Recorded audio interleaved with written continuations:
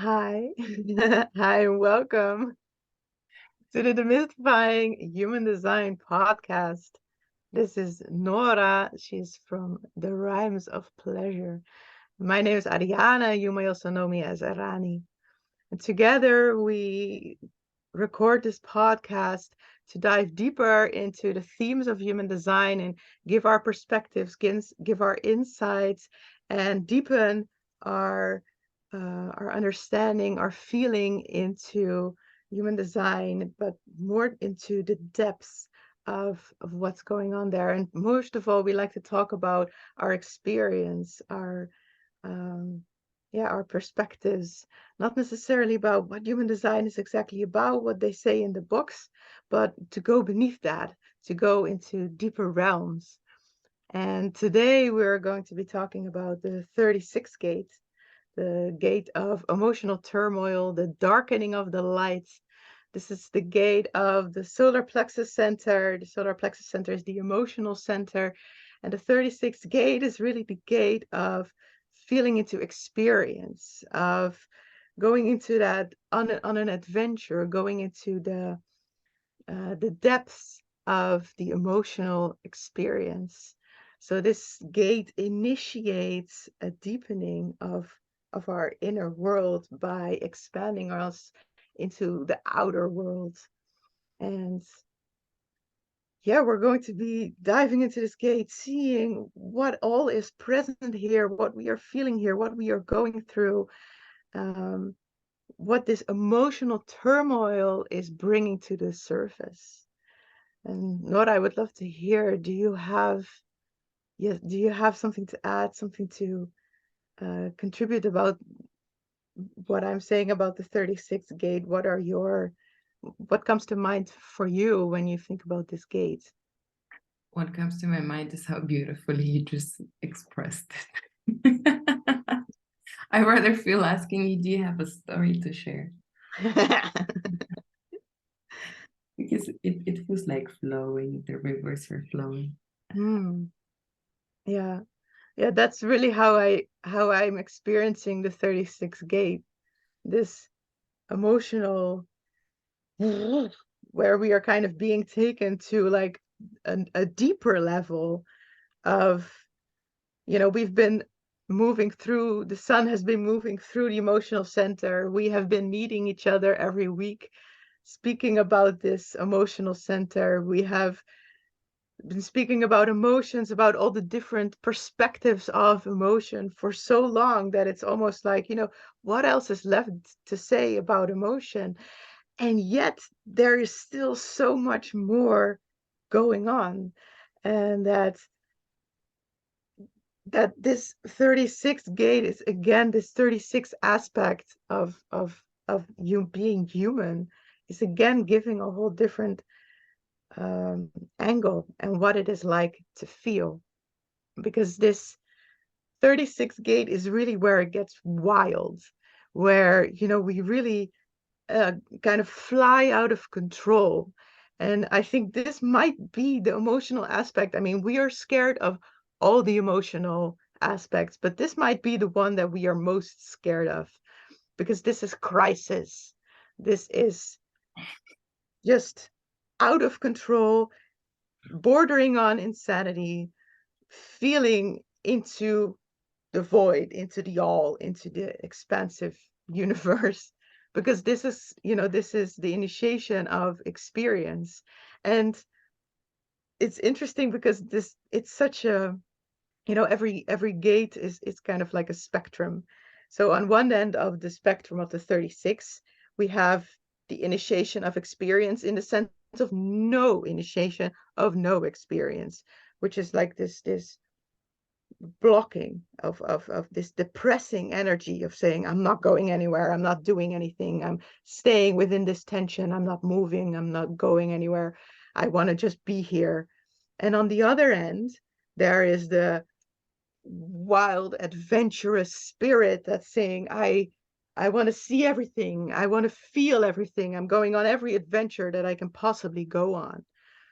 And the interesting thing about both of the ends of these spectrums is that both of them will initiate a very deep emotional experience, because whether we stay inside within that tension or we go out and we lose control and go on those wildest trips, they will both be a super intense emotional experience, because that is what life is.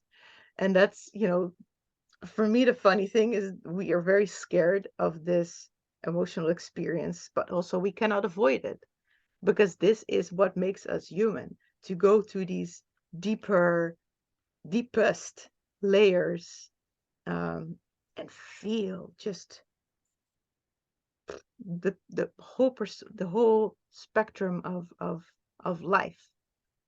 Would you agree with that, or do you see it like that as well? This emotional initiation.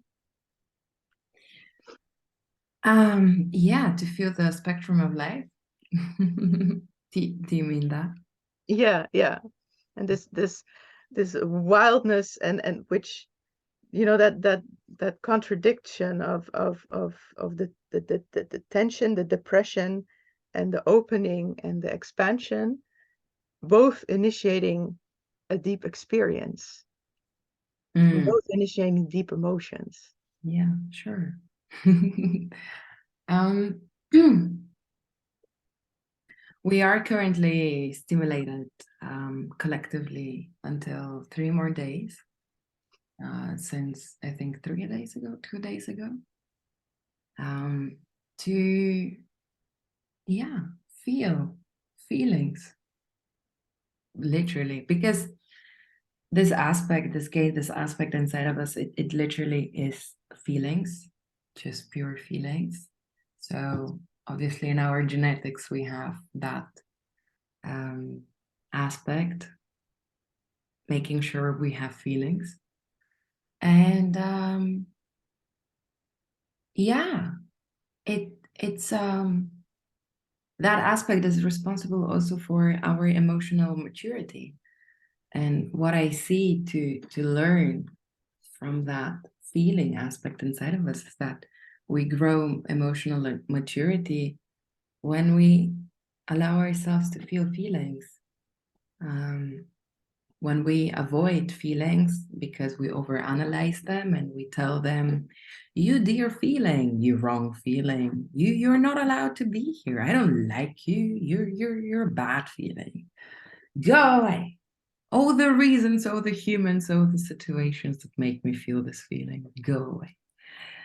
So yeah, that's, in one word, that is the action of avoidance and of running away from our own truth that we have the potential to get in contact with if we allow ourselves.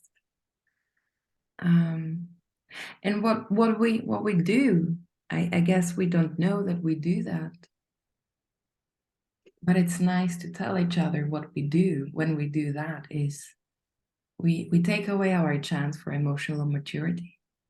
And yeah, we may be growing in age and number, but our emotional maturity collectively is not very mature. It's kind of having the age of a 3-year-old most of the time. And the only way for the maturity to happen is shown through this aspect, is to let feelings feel, and to know, to grow the maturity, to grow that muscle, to be able, when there is the moment in life for the darkening of the light, when the feelings decline, when the feelings rise up, that wave of pain and joy is just the wave of life. We are here to experience life and its phases of feelings. And maturity is that, opening up. It's like I see the word always when I'm challenged with a feeling, and always when my mind has whatever the theories and opinions about this feeling, and then I take my attention, I drop it down in my body, and I literally feel that expansion, as if I'm initiated. I have to, because I'm just dedicated to make home for feelings, to not leave them out in the cold, like asylum. But to show them the feeling, they can feel at home inside of myself. And you gotta expand. And the only thing probably that it's expanding is the mind. The body is the same. So it's kind of a simple thing, but we make a huge drama about it. Yeah.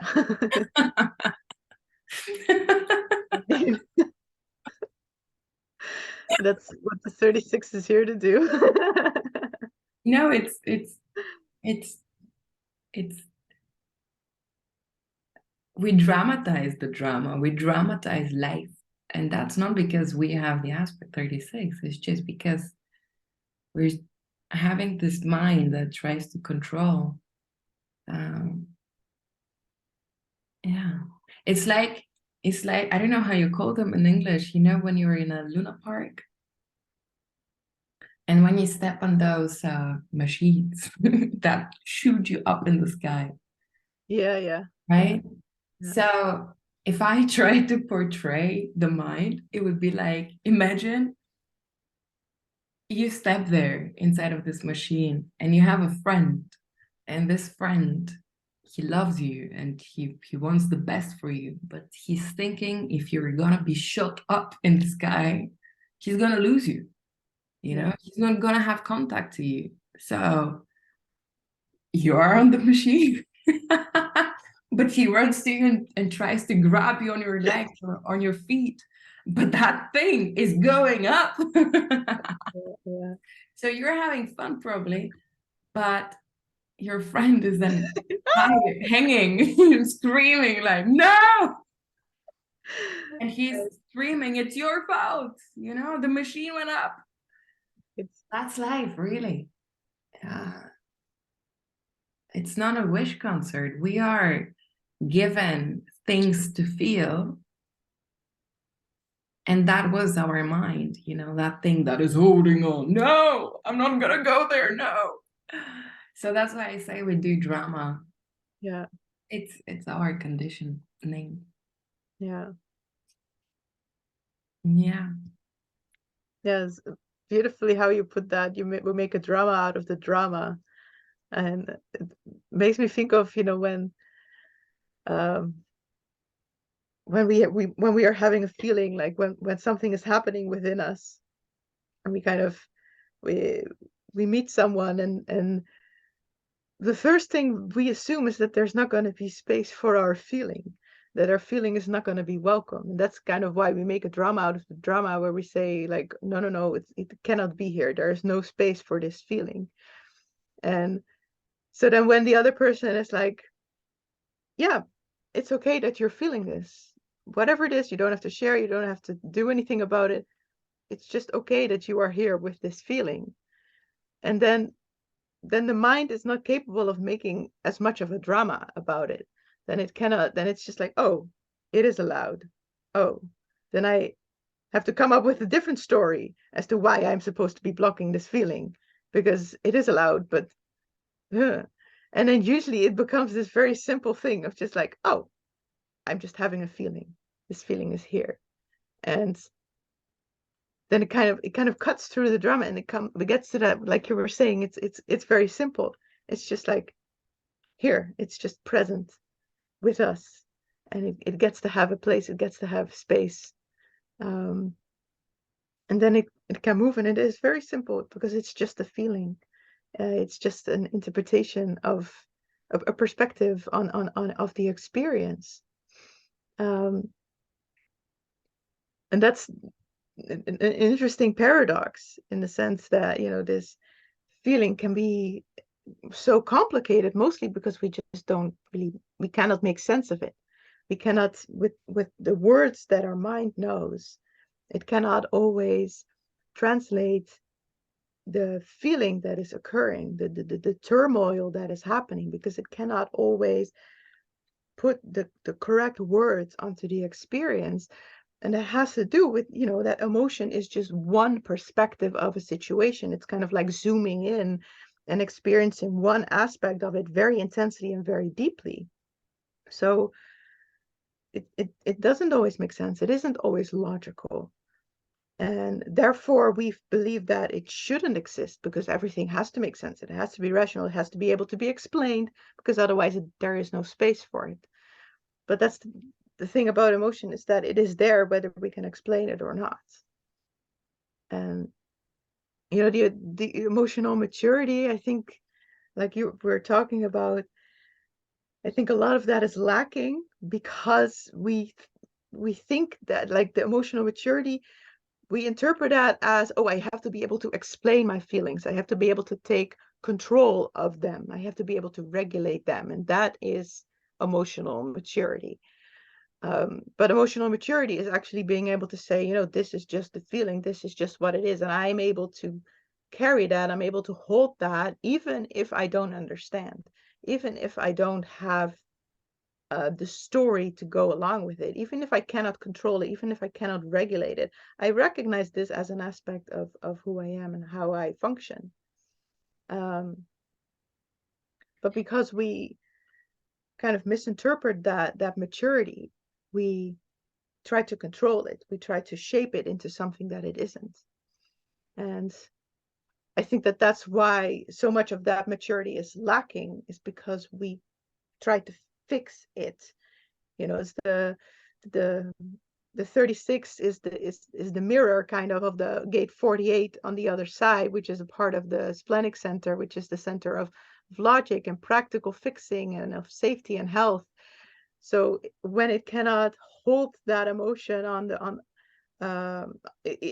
as an experiential situation, it thinks, okay, I'm going to make it into a practical situation. I'm going to find the reasons for this emotion and I'm going to fix that. I'm going to create a safe container out of all these tools that I have. And so then we deal with it on the outside of we create like a container for it to be able to contain it. And oh, if I now do it this way, then the emotion won't get out of control. Then I can regulate it. If I only just take care of these outside conditions. But that's not what the emotion really is asking for. You know, it's not asking to be practical. It's asking to let go of that practical, to let go of that logic, and to see a whole different perspective of life. Yeah. Absolutely. Mm.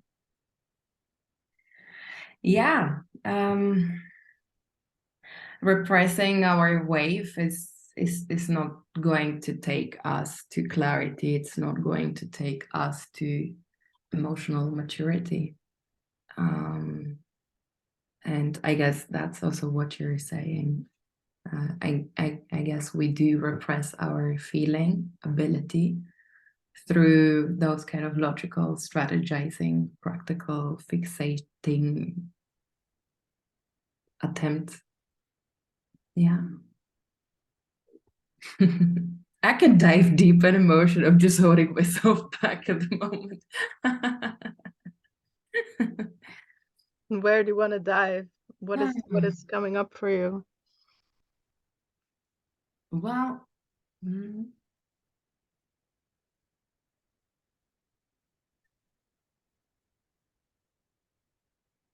yeah, in the simple. I don't have many words, honestly. I just see the simple is in front of my eyes. Yeah, emotional maturity beyond the theory and into the practical terms. You know, how can we achieve emotional maturity? How can we take care of us maturing? Know that only our body matures, but that our emotional intelligence matures also. Yeah, it's nice to know, probably. I don't know, it helps me, it helps some people I know to know we humans have an intellectual body, right? We have this emotional body. We have the body awareness through it.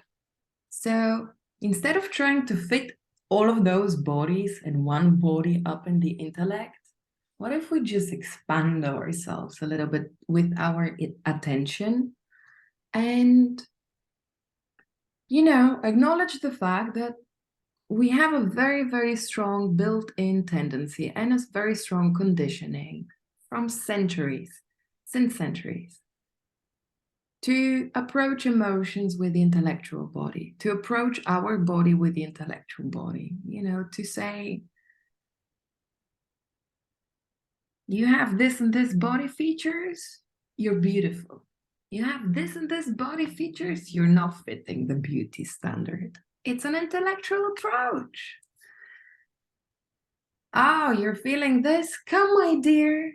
It's not a big thing, Look at the sun. There's so many reasons to feel another emotion. And this one you're feeling right now, there is no place for it. Change it by, I don't know. Me and my, yeah, we know. What do you know? I'm sorry, it's a parasite of mine. But Oh, it's beautiful. We do know. we do know exactly. But yeah, can I share a little bit the mechanics? Yes.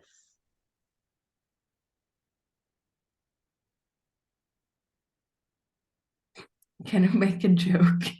I used to study art in university. Now I'm drawing on Zoom. It's a professional maturation. Oh dear God. Yes. Well, this episode is gonna be fun. So what our genetics is showing is we have this aspect just stimulating us on the inside to face, to experience the darkening of the light, the decline, our beast. To all the people who think you don't have a beast,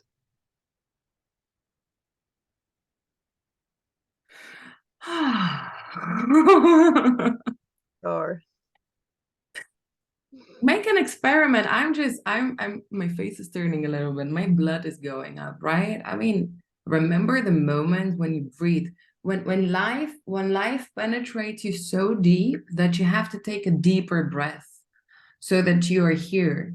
And when your blood goes up, it can be because of beautiful experiences. In orgasm, the blood is going up. When you're jumping and you're having fun, the blood is also going up. But when you're, like furious, when life touches that emotion inside of you that you're just, it's part of the trip. And so I don't believe anybody who says, I'm always nice and I try to always be nice. I'm afraid of those people. I stay away from those people. yes. I used to before do everything best, to anyways, but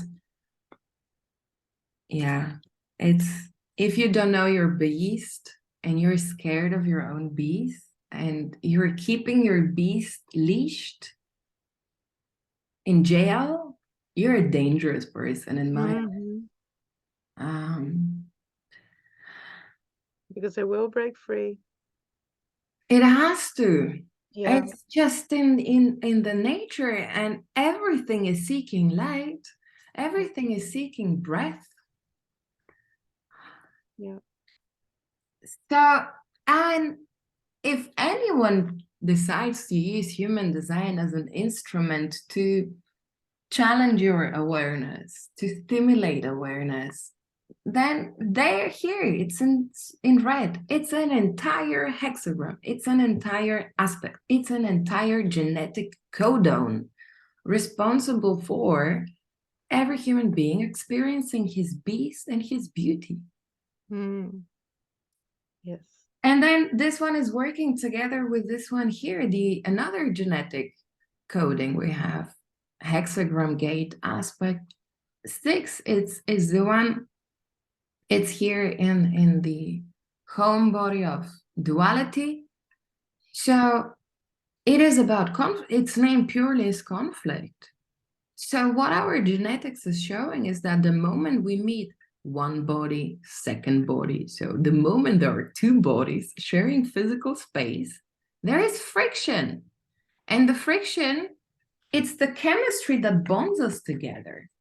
And sometimes the chemistry is pleasant, and they're obviously that's why we rub each other, said in a very, very poor way. And if we are I guess taking care of our soft body from the rubbing sex, we can experience a very, very sacred, very tantric, very beautiful sexual merging of our two souls, right? Merging together through the bodies. Or we just do the rubbing. Exactly. The rubbing, I guess, is just when there is no space for breath and the softening, the soft body. But there is friction, right? There is the chemistry. There is this one thing that glues us together. But this one thing that glues us together, it can also make us experience the darkening of the light. We cannot escape that. It's just in our genetic principle. And that's what I wanted to share is that not only we have that with humans, but gate 6 conflict, it's in our duality. In other words, we to experience our own duality, we go through the wave of conflict.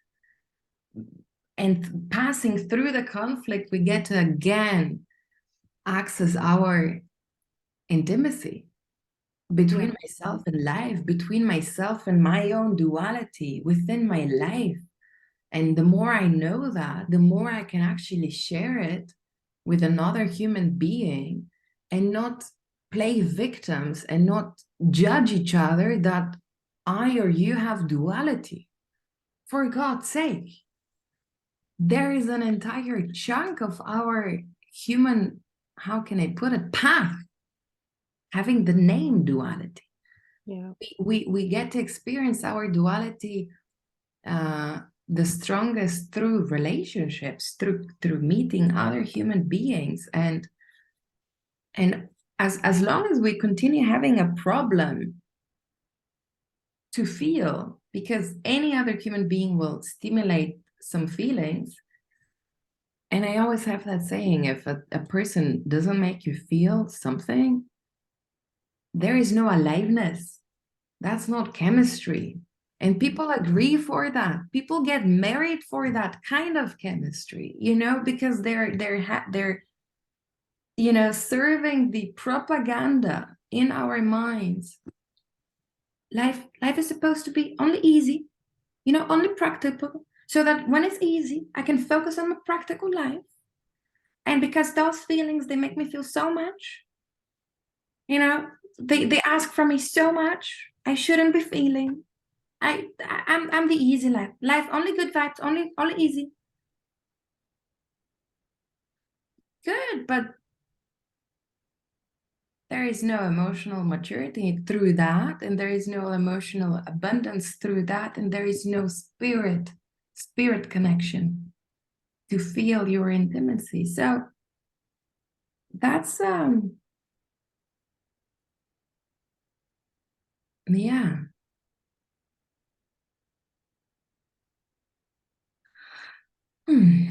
Yeah. What I feel in this is, how what you're talking about for me, it initiates, the what is for me a fact that life is defined by crisis. And like you're saying, like we really enjoy easy life, like life when it feels good, when we are nice, when we are happy. And we like to create a framework for our life so that we can be all good, so that things can flow easily. And within that framework, we don't make space for crisis, in the sense that, the only way that we make space for it is by purchasing insurance and kind of, boxing ourselves into safety mechanisms so that if something goes wrong, it doesn't actually go wrong. If there is a crisis, then we will be able to fix it as soonly as possible and as cleanly as possible with as little damage as possible. And, you know, in the same way in relationships, so many relationships have such a deep, deep tension because both on some level know that there is a depth that they will never go to, that is never going to be touched. We are never going to that deep emotional space because we have to stay here, up here in the surface. We have to be okay. We have to be nice. We have to be fun. And we have to have a chill relationship. You know, we have to be chill with each other.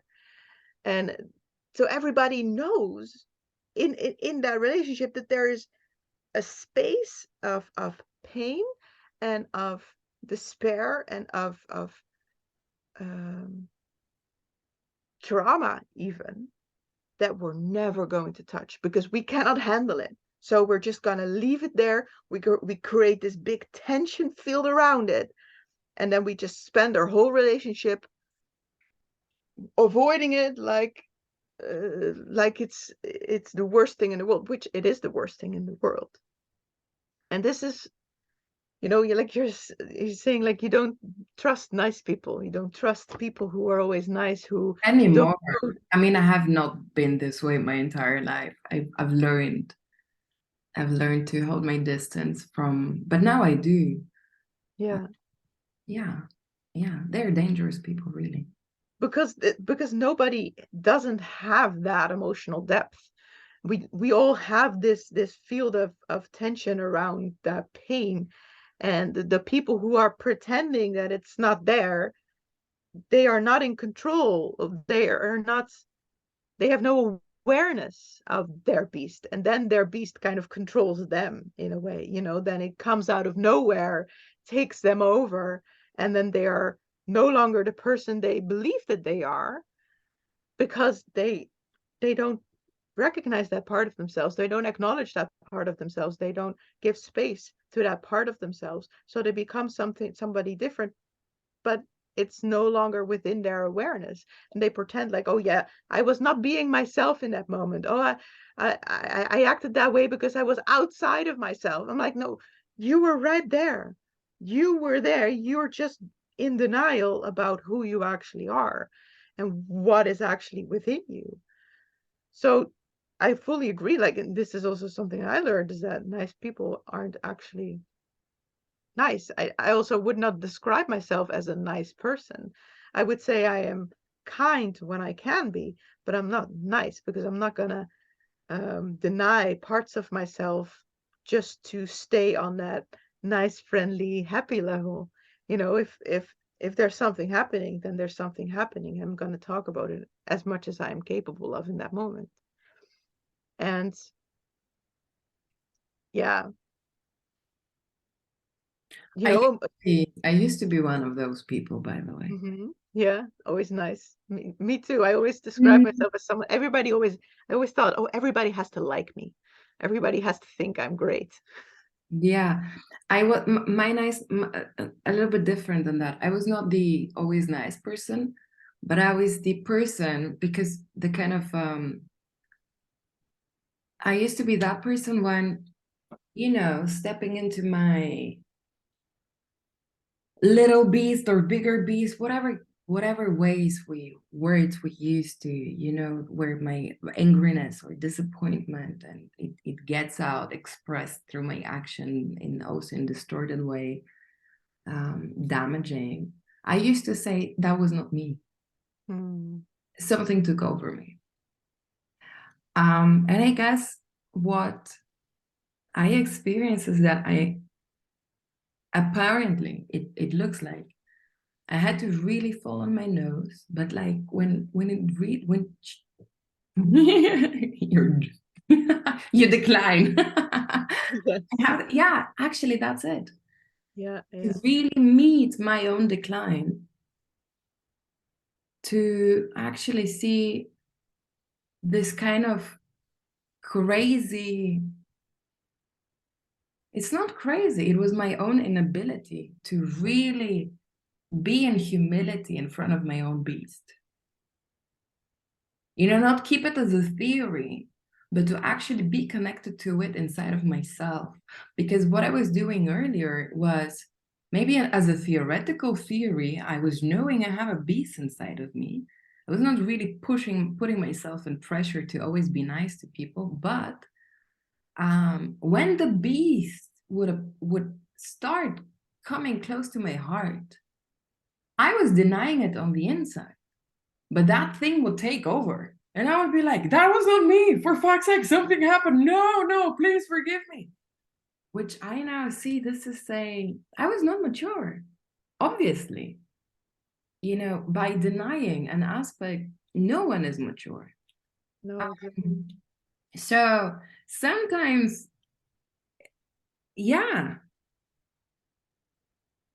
we grow through the challenge. The challenge is not here, I believe. I'm a strong believer of in life there are, I don't know a human life story without challenges.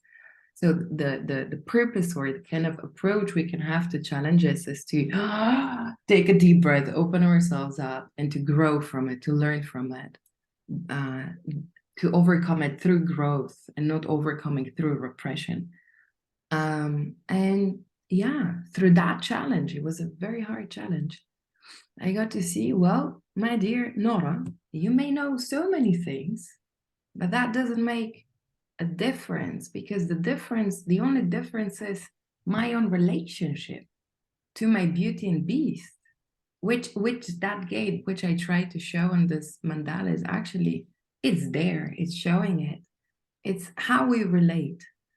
And so now when my beast, I think we had a moment before, when my beast is upcoming, now I'm not afraid of it. Now I know, hi, oh, let me pour you a cup of tea, which I write so much, or I used to, I'm not writing anymore. Yeah. Yeah, to give the And beast. then the beast, it's not that absurd. Because the action of expressing our so-called beast, yeah, we look idiotic. We look disrespecting everything around us, and we scream, and we can be very, very idiotic in our behavior. But the nature of the beast is not idiot. The nature of the beast is it's the heart. Yeah. That is touched from life. And what I try to say is that this expression, this idiotic expression, it doesn't have to be, and when it comes up, okay, good. Embrace it and see in what way of the relationship between yourself and the beast did you deny it? Did you avoid it? Did you looked away? Because when the beast is looked away, he then comes up and explodes, because, as I said, things want attention, they want light, they want to breathe free. So when they cannot, they protest. They find a way. Yeah. Yeah, it's funny. The beast looks idiotic because the story that we kind of surround that feeling with, like if we're feeling this deep hurt, this anger, all these intense emotions, the mind kind of immediately says, oh, I'm feeling it because of this, and this is what is going wrong. And so then we don't allow that feeling to exist unless that story is factually accurate. And if it's not completely accurate, then we are not allowed to feel any sort of way. And this is such a painful denial of just something that is alive in us. And something that is so interesting about this emotional center is that it needs to have expression. It needs to have some story, some version, something to hold on to kind of take it up into expression. We could just start roaring at each other and just start crying at each other, but then there's still not really I mean, we could, like I'm saying, not that I'm imagining it, that might actually work as well. but we prefer to just have a conversation and to be able to express the reasons that we see, to the story that we see for our emotions. But then if we cannot figure out the right story, or if the story is not correct, then, oh no, then I'm not allowed to have the feeling. So we need to be able to have the courage to look, to fail in expressing accurate facts, because the facts are only the vehicle for the emotion to come out. And that's kind of, emotional maturity starts with recognizing immaturity. And we can only grow and evolve in this if we can say, I'm probably wrong, but this is what is present in me. And that it doesn't matter whether that is accurate or not, because the feeling is accurate. The feeling is real. Something has been hurt, something is coming up, and that is true. And we if we that's I feel like, we need a safe space to be able to express this emotion, because so often, if the story and the facts that we kind of cluster the feeling in are not correct, then we get punished on that. Then we are told, no, your story is wrong, so also your feeling is wrong. And so then we're like, okay, wait, because people, they immediately get defensive, and they start fighting the beast. They say like, oh no, no, you don't have a good reason to be here, so you have to go away. Like, no, it's still here. It might not have exactly this story, but it's still here.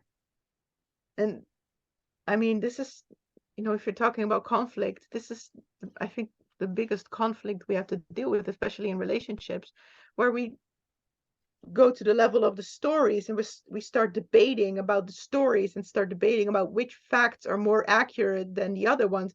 And we completely forget about which beasts are actually fighting each other, and why they are there, and more or less why, not why, because there doesn't have to be a reason. They just need to feel and express and be in turmoil and have that natural movement. But because we take it to the story, we deny what is actually happening. We deny the legitimacy of those feelings. And we miss out on so much. We miss out on so much that we can experience because we're up here bickering about this and that. Yeah.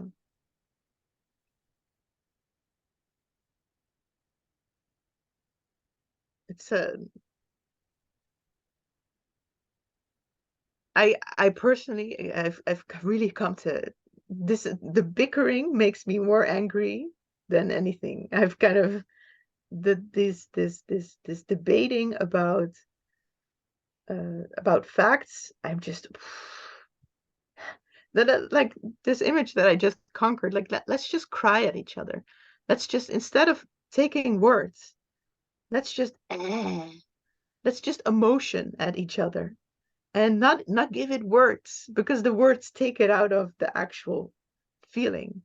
And I'm curious if that could, bring emotional awareness to stop giving words to emotion.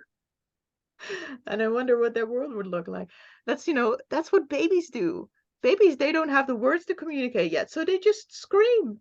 And we get it. We get what they are saying. And parents learn to tune into the sounds that the baby is making. And the baby sings their song of despair at different notes, and the parents learn to be able to communicate with that child, even if they don't have the words. But at some point, we were no longer allowed to just scream when we were feeling something. We were, give it words, bring it to the mind. And and we stopped. So now we cry silently. We cry, instead of ha. It's very different kind of expression of emotion, when you're like, it's like the emotion is stuttering. It's not able to actually come out because we're not able to scream. We should be screaming more. That's what I'm saying. More screaming.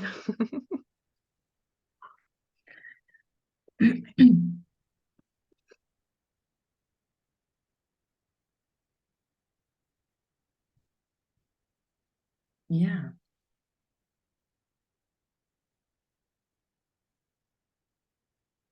Hmm. That is what is coming up for me. Just that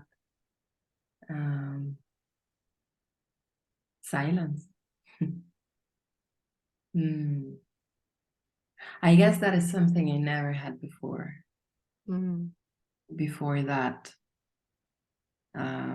confrontation with my decline.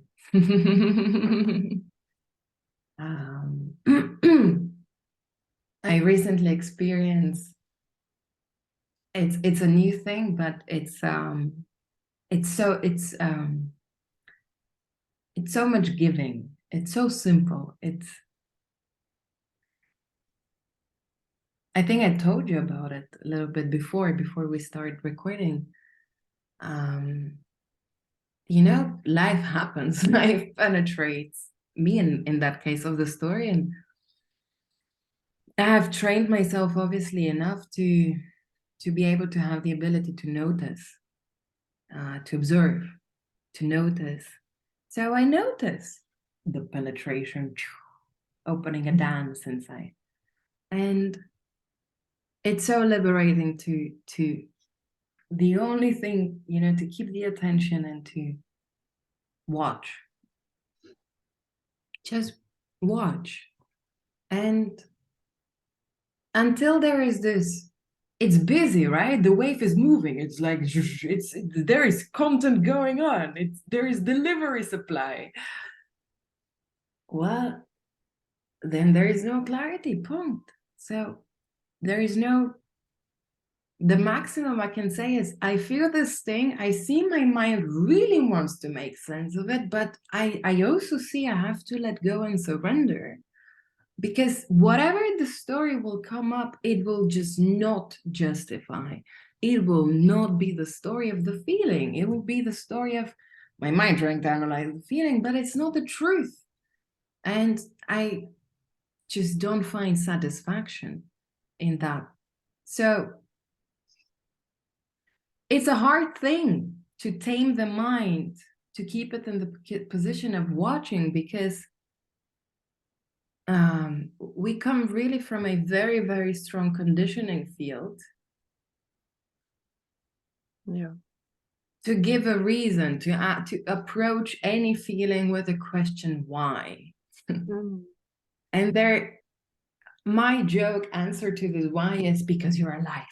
Mm. Because there is aliveness still.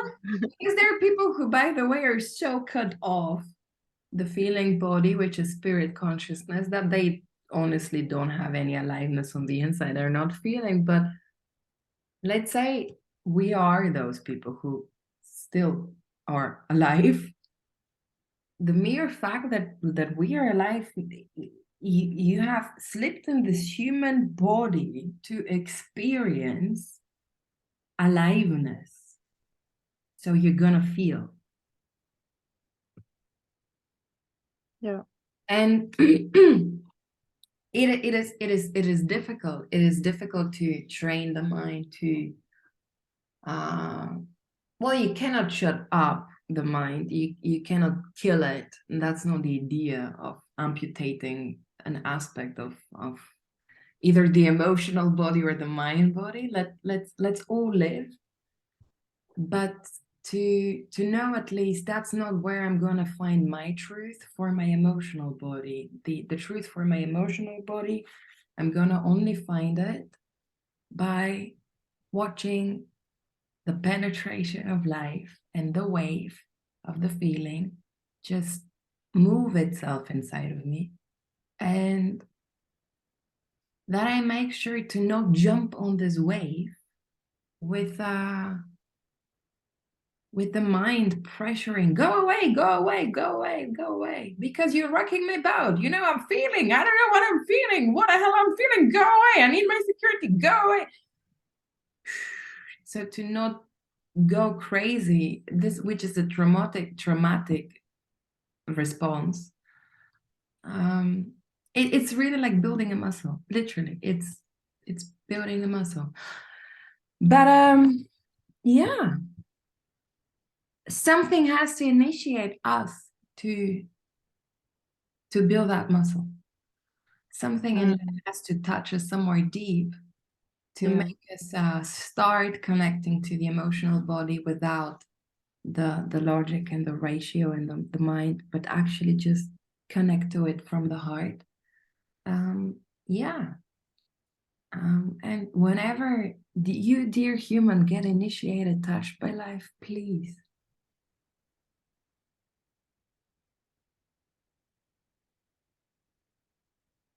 let that initiation take place and see because what is on the other side is beyond the mind's imagination. It's just, it's wow. Yeah. It's the wow of being alive, actually. Yeah. The surprise truly of being alive. And it's peaceful, can be. And the anger can be experienced in a peaceful, it's very, that's the wow thing. That it doesn't make sense with the mind, but when we start experiencing, you know, it's this wow thing to have anger. I told you I had anger last week, right? But okay, it was part of the thing to swim with. But it was peaceful. Peaceful communication. It's possible. And that's wow. Yeah. Yeah. Yeah, and I think we often we are touched by life and we run away from it. We don't feel the touch of life inside. And I like making analogies, just bridging aspects. It's maybe one day I'm going to start talk more about it, but people who are not allowing themselves to feel, I notice their sexual life, it's shallow. And you can experiment with all different gadgets. It doesn't matter if you have a box with 10 different gadgets for, you know, sexual diversity. But it's shallow if there is not the feeling. So if you care for your sex life, you know, I'm trying to make it more, I'm trying to sell it like.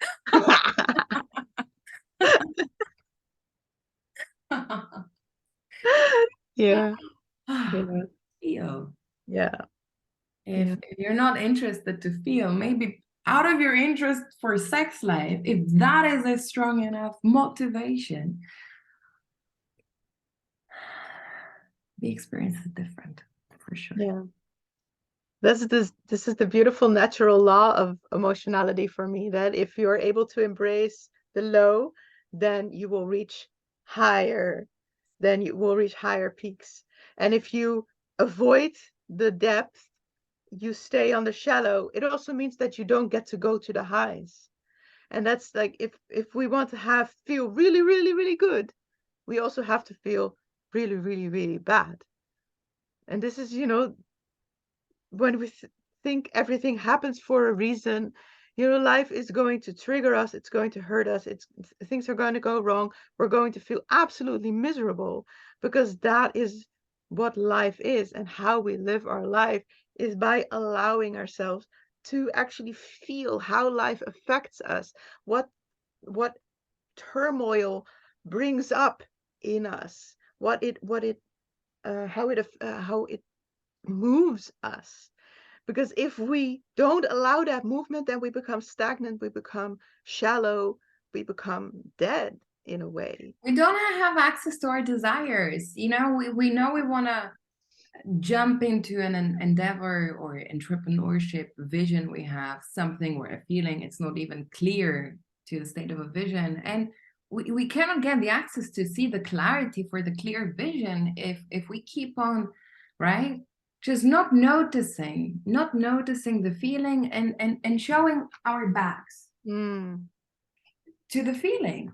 Yeah. So if for example, if if you think, dear human, that feeling is not worth it, then I can give that other, if sex is not enough as convincing you of the value of starting to integrate the emotional body, then another aspect, if you want to create an entrepreneur thing, something, the desire is inside of the emotional body. Mm. Because that thing that inspires, I want to create something. Well, to know what it is, to know the vision, to know what are the words, how are you going to position yourself where, how much, it's about communing and getting in contact and sexing yourself on the inside with that emotional body, literally. Yeah. Because that's the home for desire. That's the home for the spirit. I just wanted to slip that in. Yeah.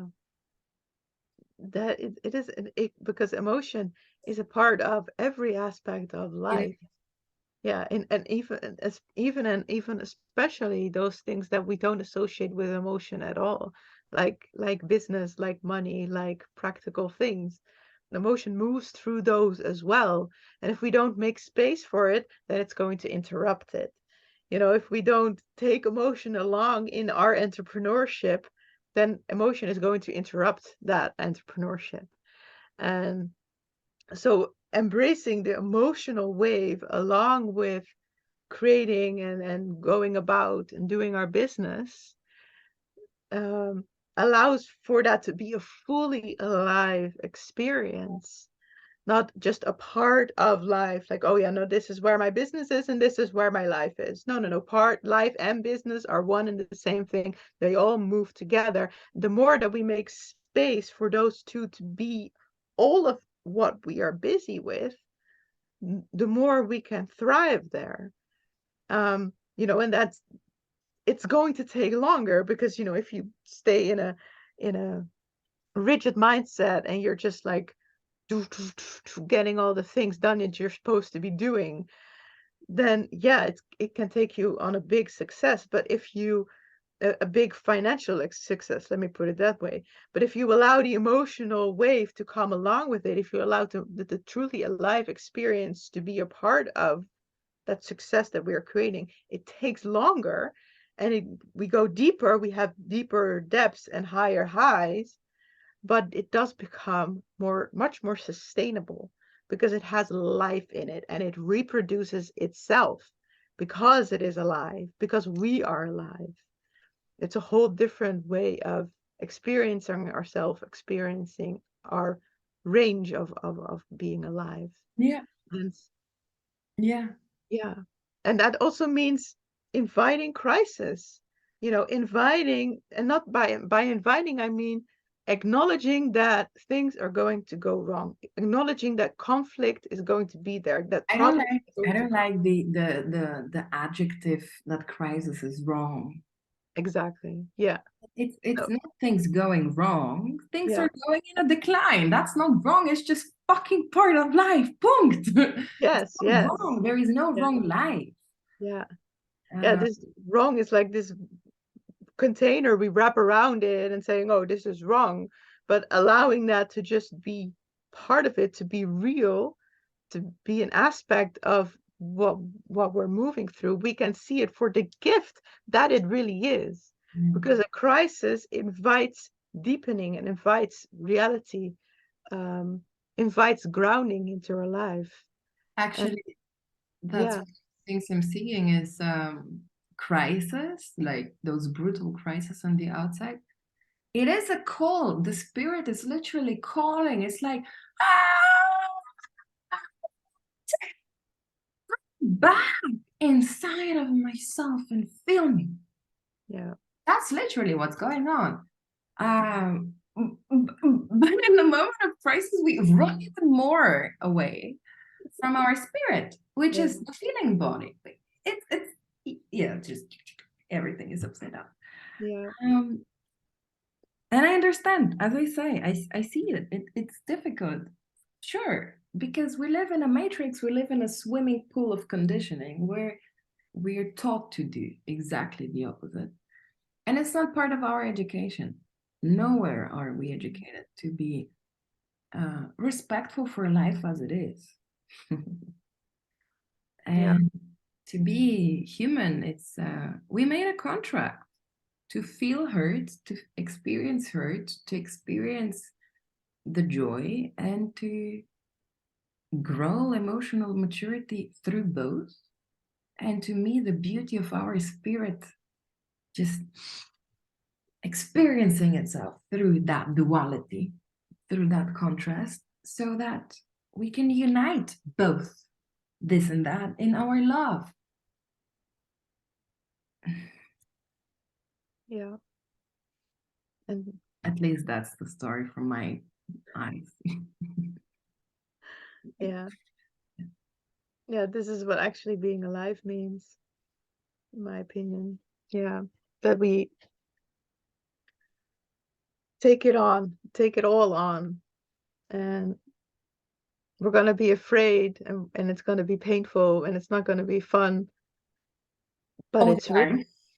yeah. Sometimes it's going to be really fun. Yeah. Yeah. But we have to accept the times where things are going to be really, really hard because they're going to come along anyway. It's going to be there anyway. It's like trying to hold a balloon underwater. You can't hold out for that long. So the more What we give what space. I'm discovering recently, and it's extremely simple approach, but it does magic, is in the moments when, be it an emotional wave hits, or yeah, actually it's always the same. For example, there is the feeling of it's difficult, or it's hard, or it's dark, it's something of the kind. I and my fire. Taking that and just sit there with it.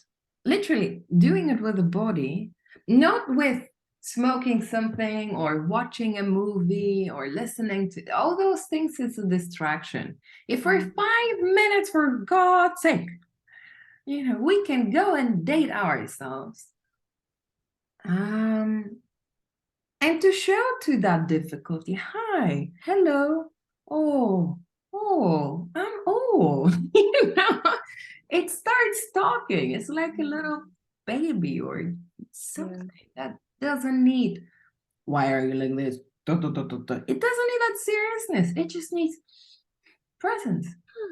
And and yeah. It's very Maybe, simple yeah. I'm and trying beautiful. to like hype us. Let's go date each other. Like ourselves, I Yeah, mean. let's go date ourselves. Yeah, that is awesome. It's what I learned from my decline. I'm marrying myself, and ever since I'm dating those aspects, and I call you and I'm like, hey, I experienced this wow story. But those things were not are just possible when, right, when we Mm. connect. Yeah, nigga. I would like the new motivational speakers on YouTube. Feel. Ariana, do you feel, did we make it possible to demystify the darkening of the light in crisis? I feel we demystified. You feel We me? demystified the crisis. Yes, demystifying crisis. I mean, there's so much more even to Of course, say. always. Always. Always. But I feel we lifted the veil of some very dark and light aspects of the darkening of the light. Yeah, I have this. It's like in that flame, if I can show the flame, I cannot because it's just a candle in the wax. It's gonna flow.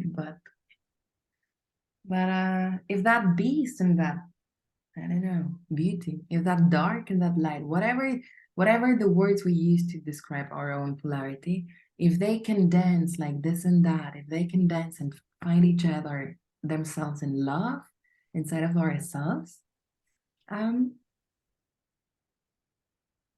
Yeah, the this and the that, the beast and the beauty, they should not be the reason. They should not be the, the problem, the reason and the problem.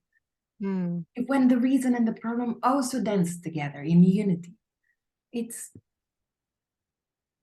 yeah, at least what I'm here for. Yeah. So am I. All right.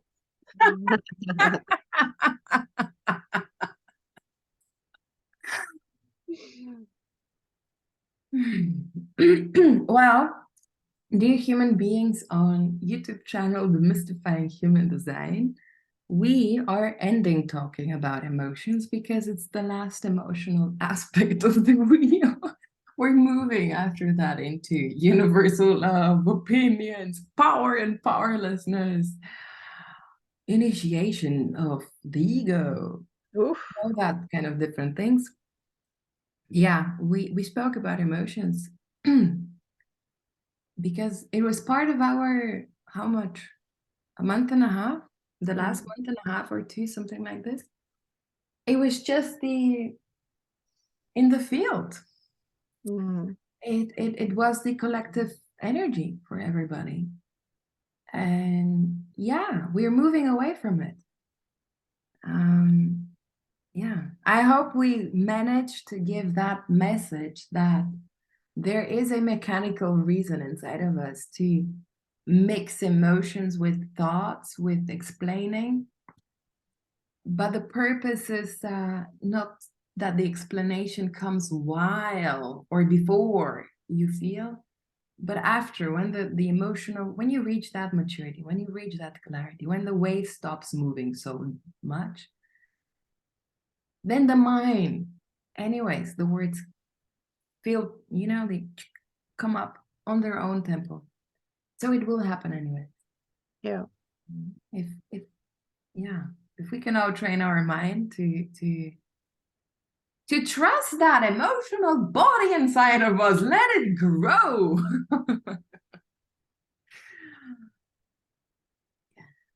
Yeah.